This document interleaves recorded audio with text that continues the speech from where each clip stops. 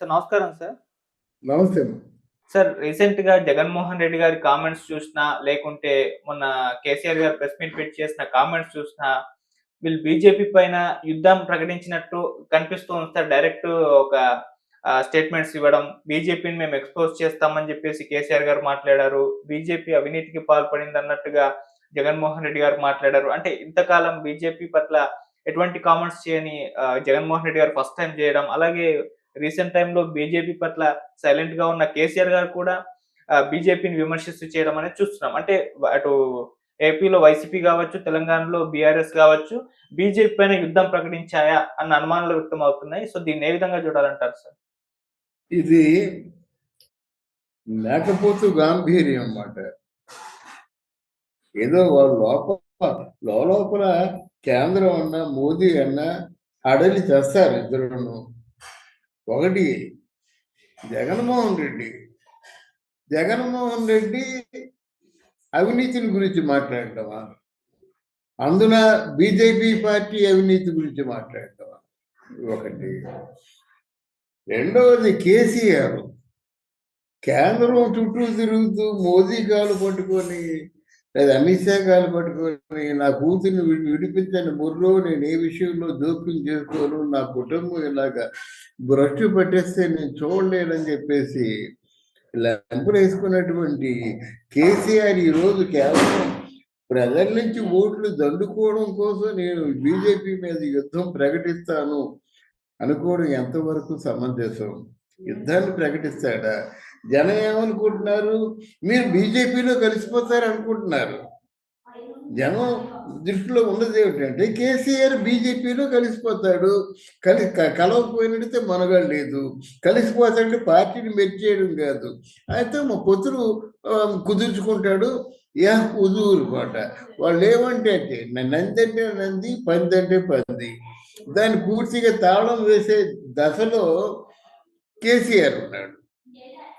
ఇక్కడ జగన్మోహన్ రెడ్డి అంటే అంతకుముందు 151 సీట్లు వచ్చి దాని తాలూకా ఎంపీ సీట్లు కూడా అత్యధికంగా వచ్చినటువంటి 21 ఎంత వచ్చాయి. అప్పుడు ఏదైనా కొంచెం వారు ప్రకటించినట్టయితే అర్థం ఉంది. కానీ ఇప్పుడు ఏ వారు ప్రకటిస్తారండి? ప్రకటిస్తే ఈయన ఎవరు ఖాతా చేస్తారండి? ముందు నీ మీద ఉన్న కేసులు మాట ఏమిటో చెప్పరా బాబు అంటారు. పైగా ఉచ్చు బిగుసుకున్న తర్వాత ఏదో మొత్తానికి ఆయన మేనేజ్ చేసుకుంటూ వస్తున్నాడు అనే విషయం అందరికీ తెలుసు. పోనీ ఈయన పట్ల వాళ్ళకి ఏదైనా గౌరవం ఉందంటే బీజేపీ పార్టీ నాయకులు ఎప్పుడు వచ్చినప్పుడు కూడా అమిత్ షా కానీ మోదీ గారు కానీ ఎవరు వచ్చినప్పుడు కూడా అమ్మా బూతులు తిడుతున్నారు. అంటే బూతులని కాదు, రాజకీయంగా వాటిని అదే అంటారు అన్నమాట. వీడు అవినీతి పరుడు, వీడిని ఖండించండి, వీడిని నిలువరించండి అన్నారు. నిన్నగాక మొన్న మోదీ గారు అన్నారన్నమాట, వైసీపీ పార్టీ వాళ్ళు సోషల్ పోస్ట్ ద్వారా విషం చిమ్ముతున్నారు, దాన్ని అరికట్టండి అని చెప్పేసి. అది వాళ్ళ భావన. అంటే ఈయనేమో మేము యుద్ధం ప్రకటిస్తామంటే ముందే లేచిపోతాడు అన్నమాట. నేను లేస్తే మనిషిని కాను అని ఒక సామెత ఉంది. ఎవడో లేచిన తర్వాత ఏం చేయలేడు, కానీ లేస్తే మనిషిని కాదు, మొత్తం అంతా అవతలు చూసేస్తానంటాడన్నమాట. అటువంటి ధోరణి మన జగన్మోహన్ రెడ్డి పెట్టుకున్నాడు. ఒకటి, వీరిద్దరూ ఆలోచించుకోవాల్సింది ఏంటంటే ఇద్దరు బాయి ఇద్దరు ఏదో అంటారు కదా, చాలా బాగా లింకప్ అయిపోయి ఉన్న తర్వాత వీళ్ళు ఏ మేరకు సాధించారండి?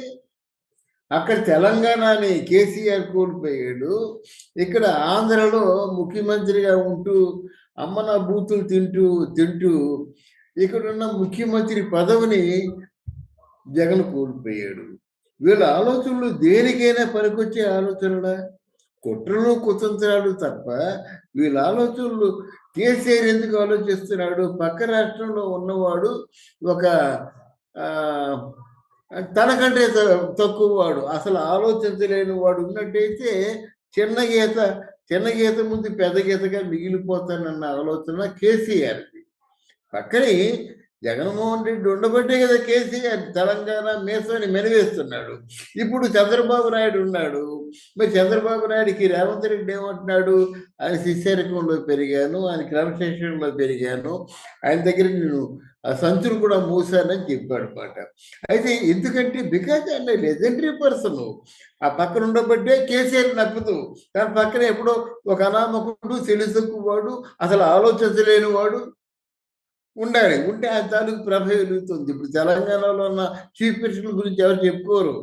ఆంధ్రాలో ఉన్న చీఫ్ మినిస్టర్ల గురించి చెప్పుకుంటారు, ఆంధ్రాలో ఉన్న నాయకుల గురించి చెప్పుకుంటారు. తాజాగా ఒక టాక్ కూడా వచ్చింది కేంద్ర ప్రభుత్వంలో, నెక్స్ట్ కాబోయే ప్రధానమంత్రి కూడా చంద్రబాబు నాయుడే అవుతాడు అనేటువంటి ఒక ప్రచారం బయలుదేరింది. అంటే ఆ లెవెల్ స్టాండర్డ్ ఉన్నటువంటి వ్యక్తిని పోల్చుకోకూడదు. ఈయన జగన్మోహన్ రెడ్డి ఏ విధంగా రాజశేఖర రెడ్డి కొడుకుగా తప్ప ఆయనకు ఉన్నటువంటి క్రైటీరియా ఏమిటండి? బాగా ఆలోచించగలడా, బాగా కష్టపడగలడా, ఇప్పుడు బాగా కొత్త రాజకీయ నాయకుడికి ఎవరికి లేనటువంటి మేధస్సు ఉండి మంచి సంస్కరణలు చేశాడు అనిపించుకున్నాడా, అనిపించుకోగలడా? గతంలో 5 yearsలో ఎప్పుడు కూడా ప్రజలకి అబ్బురపరిచే, ఆశ్చర్యపోయే పరిశ్రమలు తీసుకురాలేదు, అన్ఎంప్లాయ్మెంట్ సాల్వ్ చేయలేదు, జాబ్ క్యాలెండర్ నింపలేదు, వాట్ నాట్ ఏమీ. పోలవరం ఆ దగ్గరికే వెళ్ళలేదు. ఏమిటండి ఏమి చేశారు కనుక వీరికి? దేన్ని చూసుకొని వీళ్ళు బీజేపీకి ఎదురుగా పోరాడేటువంటి ఒక లేనిపోని ఆశలు పెట్టుకుంటారు వీళ్ళు. బీజేపీతో పోరాడగలరా ఇటు జగన్మోహన్ రెడ్డి కానీ అక్కడ కేసీఆర్ కానీ?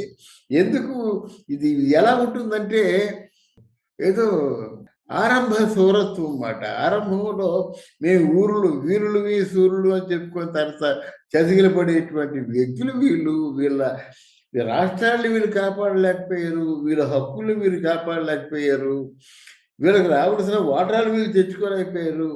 అప్పుడేమో ఈయనకి విరోధే బీజేపీ పార్టీ, అక్కడ కేసీఆర్కి విరోధే. కానీ విరోధైనప్పుడు కూడా ఏ రోజైనా మీకున్న హక్కుల కోసం ఇటు జగన్మోహన్ రెడ్డి కానీ అటు కేసీఆర్ గారు పోట్లాడారా? అంటే ఏమిటి? జగన్మోహన్ రెడ్డి ముఖ్యమంత్రిగా ఉన్నప్పుడు జగన్మోహన్ రెడ్డి బయటికి విరోధిగా నటిస్తున్న తన బలగం అంతా బీజేపీ పార్టీకి మద్దతు ప్రకటిస్తున్నప్పుడు ఏదైనా ఒక్క కోరిక నెరవేర్చుకోగలిగారా? ఇక్కడ జగన్మోహన్ రెడ్డి కావచ్చు, అక్కడ కేసీఆర్ కావచ్చు, ఏమి చేశారు కనుక వీళ్ళ కార్యాచరణలో ఉన్నటువంటి ఆశ్చర్యకరమైన విషయాలు ఏమైనా ఉన్నాయా? 5 సంవత్సరాలు ఈయన కళ్ళు మూసుకున్నాడు, 5 సంవత్సరాలు ఆయన కళ్ళు మూసుకున్నాడు. ఇద్దరూ కూడా పోటీ పడి మరి దోచుకున్నారన్నమాట. దోచుకున్నందుకు ఈరోజు బీజేపీ పార్టీతో వీళ్ళు పంతం నెగ్గించుకుంటారా? ఈ విషయం తెలిసినట్టయితే మిగతా 3.5 సంవత్సరాలు ఉంది కదా, ఈ 3.5 సంవత్సరాల్లో ఇటు జగన్మోహన్ రెడ్డి కానీ అటు కేసీఆర్ కానీ ఎక్కడ ఉండాలో అక్కడ ఉంటారు. ఇది అందరికీ తెలిసిన విషయమే కనుక ఈ మేకపోతు గాంభీర్యపు అరుపులు ఎవరు పట్టించుకోవాల్సిన అవసరం లేదు. వీళ్ళు చేయలేరు. వీరి వల్ల ఏమవుతుంది? అది చేయాలంటే కలేజే కావాలి, గుండె ధైర్యం కావాలి, ఆత్మస్థైర్యం కావాలి, మేము అవినీతి పాటుపడలేదు అని చెప్పుకునే ధైర్యం కావాలి. ఆ ధైర్యం వీళ్ళకుందా? అందువల్ల ఏదో మాట్లాడుకుంటే పిచ్చి పిచ్చి మాటలు ఇవన్నీ. మేము అది ఇచ్చేస్తాం, అలా ఉంటుంది ఎలా ఉంటుంది అనుకునే మాటలు. కానీ వీళ్ళు ఏమి అనుకునేది ఏమి సాధించారు కనుక అండి. అక్కడ కేసీఆర్ కూడాను ప్రజాక్షేమం కోసం గొంగలి పురుగును కూడా ముద్దు పెట్టుకుంటా అన్నాడు. ముద్దు పెట్టుకోలేదు, ప్రజాక్షేమం లేదు. ప్రజాక్షేమం ఉంటే రేవంత్ రెడ్డి ఎందుకు వస్తాడు? ఇక్కడ నా అవ్వలకి, అమ్మలకి, చెల్లెమ్మలకి, అక్కలకి మొత్తం అంతా కూడా ఇల్లు బంగారం చేసేస్తా అన్నాడు. ఏం బంగారం చేశాడు? బంగారం చేస్తే 11 సీట్లకు పరిమితం అయిపోతారు కదా, అయిపోయింది కదా. కనుక ఏ ధైర్యం పెట్టుకొని మీకు ఏదైనా మాట్లాడాలంటే మీరు సాధించారు, ఇది నీ కార్యాచరణ రూపంలో నేను చూపించాను, ప్రజా సంక్షేమాన్ని పూర్తిగా అమలు చేశాను కనుక నేను కేంద్రంతో కూడా పోటీ పడతాను, వాళ్ళతో విభేదిస్తాను, మా హక్కులు మేము సాధిస్తాం, మా రాష్ట్రాన్ని మేము సుభిక్షంగా పరిపాలించుకుంటాం అనడానికి ఏదైనా ఒక్క ఒక్క ఆధారం ఇద్దరిలో ఎవరైనా చూపించగలరే? వీళ్ళకి ఎందుకండి బీజేపీ పార్టీతో మేము అంటే రాజీ లేని పోరాటం చేస్తారంటే అది వింటేనే నవ్వు వస్తుంది. వీళ్ళు ఏం చేయగలరు పోరాటం? వీళ్ళు ఏం చేయలేరు. వీళ్ళు అక్కడ వాళ్ళు ఏం చెప్తే అది వినేసి ఊరుకోవడమే తప్ప ఇక్కడికి వచ్చి మాట్లాడతారు. వెనకమరగా మాట్లాడతారు తప్ప ఎదురుగా వెళ్ళి మాట్లాడే ధైర్యం ఆయనకు ఉందా? మోదీ కళ్ళల్లో చూసి మాట్లాడే ధైర్యం ఇద్దరిలో ఎవరికైనా ఉందా? అది ప్రజలు తెలుసు. అది ప్రజలు తెలుసు కాబట్టి ప్రజలు వాళ్ళు ఏ విధంగా చూడాలో ఆ విధంగా చూస్తున్నారు. ఎక్కడ పెట్టాలో అక్కడ పెడుతున్నారు. కానీ వీళ్ళు సాధించేదే ఉంది. Thank you so much sir. Thank you అమ్మా. Thank you very much.